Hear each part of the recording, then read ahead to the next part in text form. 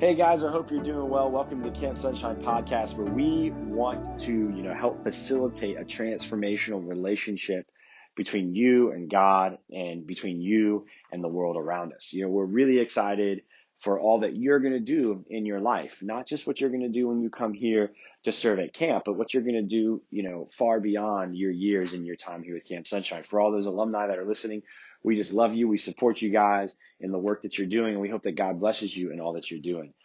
We believe that we can all be world changers.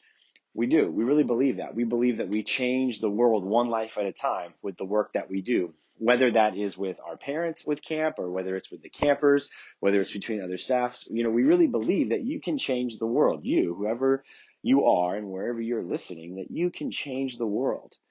And that the things that will help you change the world, the tools that you need, are actually located in the Bible. The tools that we need to change the world of those that God has put inside of our lives, that those truths are in the Bible. And so this podcast is all about unpacking some of those truths and hopefully making it as practical and tangible as we possibly can, so that you can go out into your daily life filled up, encouraged, and ready to be that transformational person that God wants you to be. We talked about relationships and how our life is going to go as well as our relationships. And we ended that whole conversation kind of with the fact that listening to God and hearing God's voice inside of our life is the most important thing for us. And it's the most important relationship that we're going to have.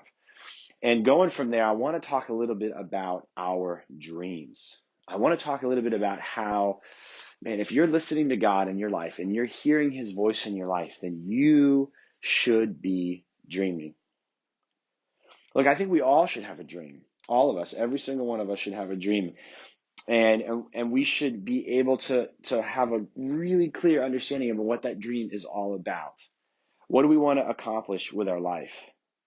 I want to know, do you dream at all? Have you maybe stopped dreaming?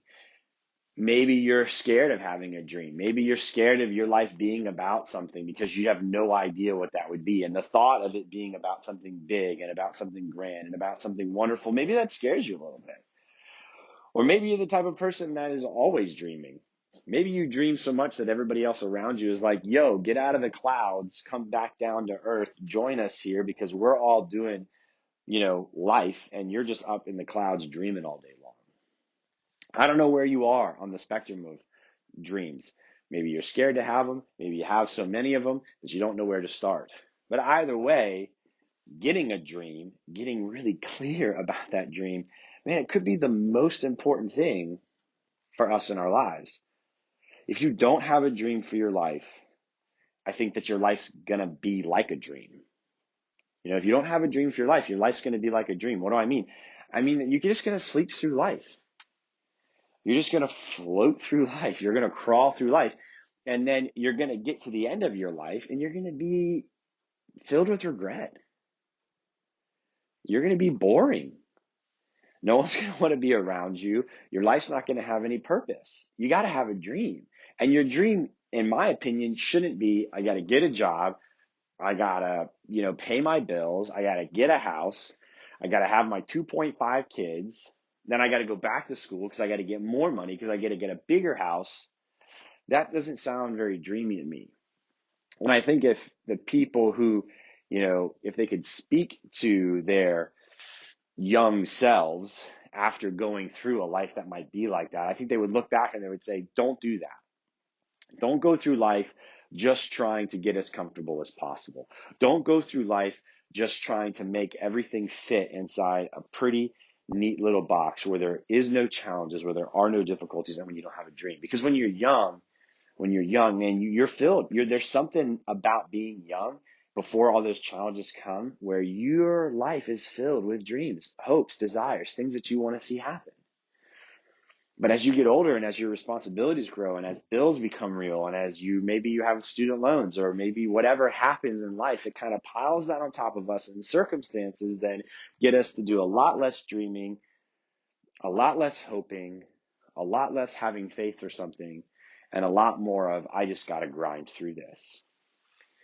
And if you live your life long enough and if you go long enough with that mindset, Before you know it, you're going to wake up one day and you're going to be an old person and you're going to be filled with regret.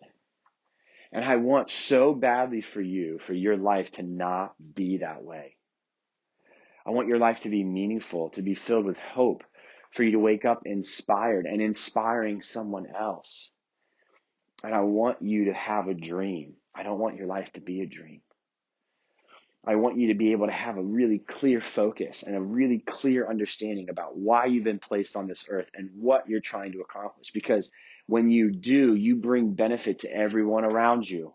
When you do, everything that you do is enhanced and everyone that knows you is benefited because you're clear about what you're trying to do. Now, I'm not talking about having some kind of like selfish dream that, I dream that I'm going to have this mansion and I dream that I'm going to drive this crazy expensive car. I get those things, people want those things in their life, but those aren't the type of dreams that I'm talking about. I'm talking about the type of dreams that benefit people. I'm talking about the type of dreams that change something. I'm talking about the type of dreams that identify problems in the world and go after solving them. Because if you're a Christian and I'm a Christian, or if you're considering the Christian life is wrapped up in doing. It's all about doing. To really have a faith-filled life from a Christian standpoint, to really be walking out the things that are in the Bible and the things that God is about, it's about doing something. There's all kinds of people that know things in life. All kinds of people. Maybe you know the type of person that I'm talking about. So I'm talking about the type of person that no matter what dream you have, no matter what thing you want to do, they can tell you the 600 ways it's not going to work. They can tell you how it's never going to happen. Maybe you have that person in your life where no matter what you say, no matter what you get excited about doing, they just can tell you about how it's stupid, about how it's not going to work, and about how you can't achieve it, and no chance, and no way, and there's nothing that you're going to do. There's no way it's going to happen. And they're just filled with so much knowledge about stuff that knowledge has made them so proud, and it's made them so puffed up that no matter what they hear about, they say, no, there's no way to do it. I know so much that there's no chance that that's going to happen. No chance. And that's why the Bible, and that's why knowing Christ, and that's why living a Christian life is not about gaining knowledge. Look, if the Christian life was going to be about gaining knowledge and not about doing something, the world would already be changed. What am I talking about? I'm talking about the fact that if you could just read the Bible and you didn't have to do anything in the Bible, meaning you just had to know what the Bible said, then look, the whole world would be a different place. Because knowledge would then mean if I just know something, then that's it. Then that's fine. But that's not real, right? A doctor who just has knowledge, but he can't apply that knowledge is helpless. It's meaningless. Knowledge in and of itself that has no application and that you can't do anything with, it's worthless. It doesn't help anybody. It just helps that one person feel like they have something, but they don't actually have something because it's changed nothing. Again, if Christianity was just going to be about knowledge, the world would be changed already. But it's not. It's about doing. It's about doing. And one of the biggest issues that people can have with Christians is that they just have this knowledge of this book, but they don't do what the book says. And so they contradict one another. The knowledge that they have and the things that they say don't line up with what they do. And so people are then turned away from that because they say that you don't do what you say. You don't do what you say. So the most beneficial thing in life is to do something. Doing something with a little is better than knowing a lot. And having a dream that you can start to do something with is better than just going through life, knowing a bunch of stuff, experiencing stuff, but never changing anything. And so I'm talking today to the people who want to dream. I'm talking today to the people who want to change something. I'm talking to the people who see problems in the world and believe that they are bad and will be willing to have a dream about them being different. I hope I'm talking to people who maybe want to get a dream from God. Maybe they want to really ask God to give them a dream, to give them a desire for something in this world. And if you're going to maybe join us this summer as a staff person, I just want you to know you're going to be part of a dream that we have to see children's lives changed, to see them growing up, knowing that somebody loves them, that someone cares for them, that they have purpose in life, and that they can do something special. So you got to have a dream, and it's got to be a dream that the action is involved with. If you don't have a dream, you're going to end up living life with regret. And we all know those people in our lives that just have nothing but regret. And I've never wanted to be that way. I've never wanted to live my life with regret. I've always wanted to live my life with passion, with desire, and with a dream, because that's the type of God that I read about in the Bible. And I think that's the type of God that we serve. And I think that's the type of God that loves and that cares and that wants things in this life to be different, to really be different. And I think the Bible has all kinds of amazing stories and amazing people for us to learn from their experiences, to learn from their dreams, to learn through what they go through so that we can then apply those things in our life. So our life can be different, so our life can be better. And the truth about it is that you got to have a dream, because it makes life worth living. Because if you don't have a dream, you're going to be filled with regret. But what I didn't say about having a dream is that your life is going to be dreamy. Having a dream in your life and having something that's worth pursuing in your life doesn't mean that your life is going to be dreamy. It doesn't mean that you're going to always have everything that you think you're going to want.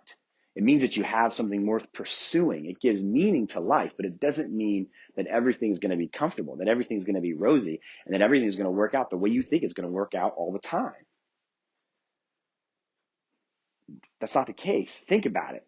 We just celebrated Martin Luther King Day.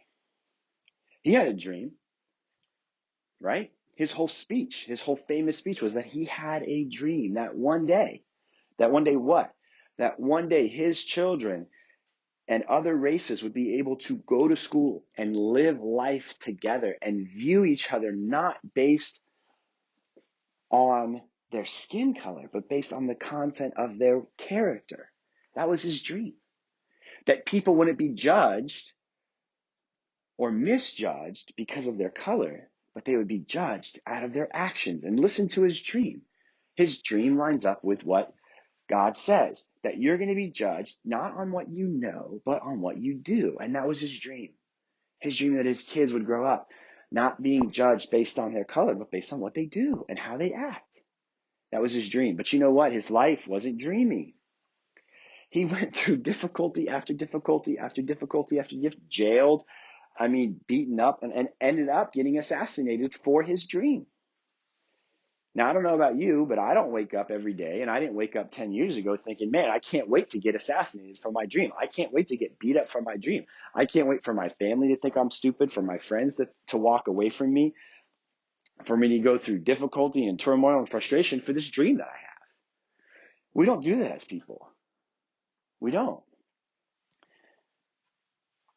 But let me just tell you that if you have a dream that's worth going after, that's going to really change something in the world, one of the truths that I think you need to understand is that your life's not going to be dreamy as you pursue this dream. The things that are worth pursuing in life are going to get you friends that are going to get frustrated at you, families not going to understand you, people are going to ridicule you. That doesn't mean your dream's not worth pursuing. I like to think that, man, sometimes opposition, not all the time, but sometimes opposition to a dream means that it might be worth pursuing. Think about MLK. His dream was worth pursuing, and he had all kinds of opposition as he pursued it. It doesn't devalue the dream. It almost gives value to it. Everyone's not going to agree. Everyone's not always going to like it. It doesn't mean that you shouldn't pursue it. Same thing can be true about Joseph. I don't know if you know about Joseph in the Bible, but Joseph, man, he's the same type of guy. He's got dreams, just like Martin Luther King Jr. had dreams. Right from the get-go, right from the first time that we meet Joseph in the Bible in Genesis 37, starts to give us an account of Joseph. And the first thing that we do when we meet this kid Joseph is this guy's dreaming. He's dreaming, and he has these dreams, and he starts to tell these dreams to his brothers. And his brothers get pissed off at him for telling the dream. They get frustrated with him. They're like, you're telling us that you're going to be in charge of us? Because that's what Joseph's dreams started to be. Joseph started to see these things where he essentially was going to be in charge of his brothers. And he's the youngest or the second youngest of a bunch of brothers. And his brothers didn't like it. And the first time that Joseph begins to tell his dream to people, he tells it to his family, and his family ridicules him for it. You know, the same is true about Jesus. When Jesus shows up and Jesus starts communicating the things that he thinks he's supposed to, the very first people that begin to judge him is his family.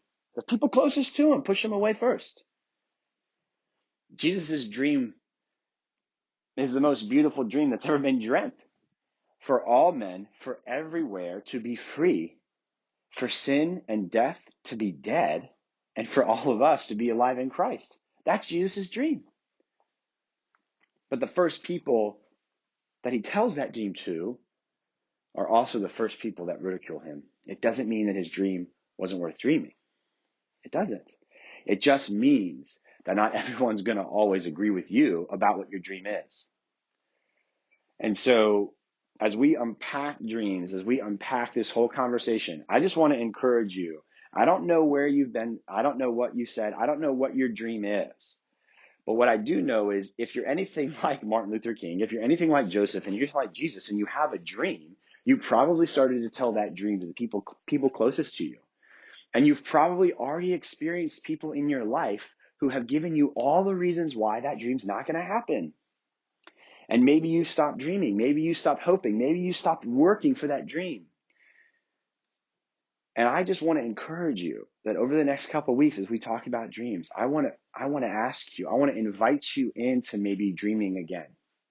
I want to invite you into maybe the fact that you faced that initial opposition, maybe the fact that the people judged you and told you how it wasn't going to happen. Maybe that needs to happen. Maybe you need to feel that tension. Maybe you need to go through that difficulty. Maybe you do. Because, man, when I look at the Bible, when I look at people like Martin Luther King, when I look at people like Jesus, when I look at people like Joseph, some of the things that I learn about their lives is, that first opposition is definitely going to happen, but that doesn't mean the dream needs to die. That's not what it means. It's not what it means. And we're going to talk about that. We're going to talk about our dream. We're going to talk about how to form our dream. We're going to talk about the importance of dreams. I'm really excited over the next couple of weeks for all that we're going to talk about and do. And today, I just want to encourage you. You're going to have to get a dream in your life, or your life's going to be a dream. You're going to sleep through life. You're going to crawl through life, and your life's not going to have purpose. And you're going to get old, and you're going to have regret. So which way do you want to be? Which way do you want to be? Do you want to have a dream? Do you want to pursue it? And are you willing to fight through all the stuff that comes with it? Or you just want to get old and have regret in your life? I'm really looking forward to walking through some of these questions with you guys. I hope you just have had an amazing January, and I hope that you guys have an amazing couple of weeks. I can't wait to start unpacking these